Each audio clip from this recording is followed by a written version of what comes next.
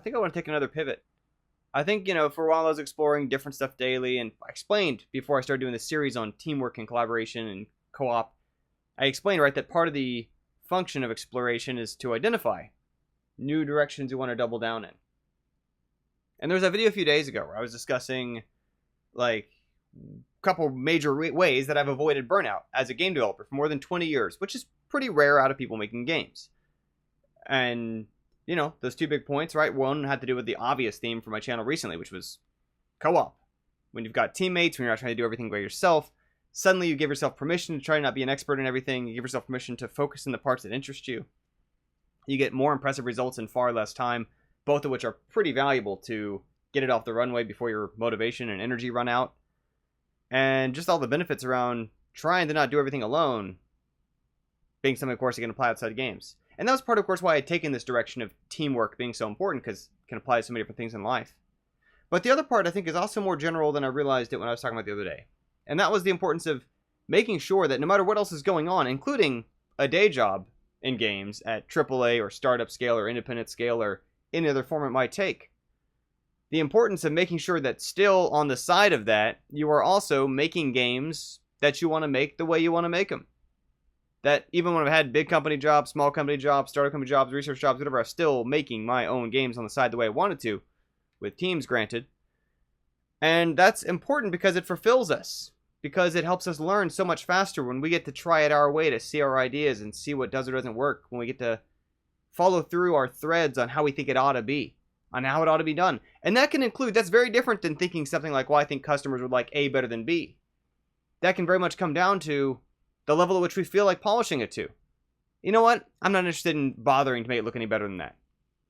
I don't actually care if it has 100,000 levels or 500 levels, or I don't care what the player wants. I just feel like making a certain thing. And I mentioned that it's kind of like the toy train example. You can make something because you want to make it. And I guess what I realize here is that this is obviously a much more universal thread than just games either. That if you're a storyteller, even if you're telling stories professionally, on a stage, as a novelist, whatever, that's still scratching a very different itch for us than maintaining the kind of outlet that telling stories had when we were maybe starting out as a storyteller, of just being able to kind of experiment, explore, not worry about how it's going to affect your brand, not having the pressure on expectations that everything goes through so many layers of editing or otherwise doesn't justify its existence. I've worked at a company where, I don't want to be too specific on which one it was, we would be careful, my coworker and I, to not talk about certain things because the company was a black hole for ideas that weren't worth at least some enormous figure. Yet if I said the figure, it might narrow down to where it was. It's not the one you're thinking of. But we basically had to stop ourselves from mentally exploring that space while we're on the job or talking about it around the job, because we knew that if the idea came up there, it would be sunk, because we couldn't bring it outside of there, and the company would never do anything if it wasn't worth at least a certain high threshold of money.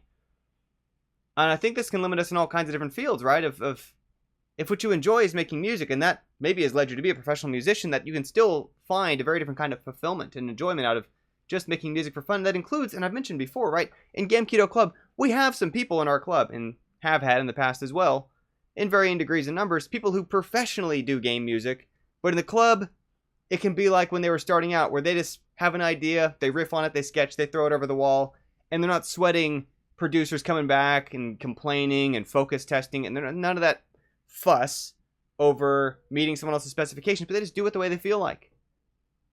And how much easier it is too for when we're learning outside of our main skill set area to just try art and to reward ourselves for I did it and I finished it and I'm proud of myself because of the progress I made, without having to be as harsh on the critique of, but is this shippable? And that there's probably a lot of different areas where even if you are a great artist, it's healthy to sketch. It's healthy to use your imagination and just try out some stuff separate from, it was probably years ago I used this example last, right? But even if you like hot dogs, if you are a professional eating contestant and you hold the world record for eating hot dogs, that's still going to be a very different way to experience that than if you just wanted to eat one because you like it, right? If you like playing soccer and you're a professional soccer player, I'm sure there's a type of exhaustion, stress, and pressure around that that's different from pickup soccer. And so I think I want to explore this thing for a while of making sure that you're doing something the way you want to do it because you want to do it. And the other side to this is that even if it's not your day job, micro spoiler. Well, I won't even say the specific movie because it's a fun movie. I don't want to spoil it. There's a movie in which a kid wants to become an Air Force person, discovers that there is a reason why he can't apply to the Air Force, but he realizes that what he really wants is to fly. And so he's going to find some other way to do it because that's what's important to him. And part of what I facilitate, right, is that there's people who decide they want to make games. And maybe if it was a career for them, cool, and that might work out. And if it's not, fine, they don't care. They want to make games, and that's what they're doing. And that's true for so many things, right? You don't have to say, if I can't dance professionally, then I won't dance at all. If I can't play basketball professionally, I'm not going to play basketball at all. We'd have what? Several hundred basketball players? And so I think it's important to figure out, are you doing the thing you want to do the way you want to do it? And we're going to find various ways to explore and attack that. Like I say, sometimes game development, because of course that's my wheelhouse, but also in other areas of our lives. Let's talk about that in these videos coming up. See how that goes. I don't know quite what I'm going to call this yet, but for now I'll just say, do what you want the way you want to do it. I'll see you tomorrow.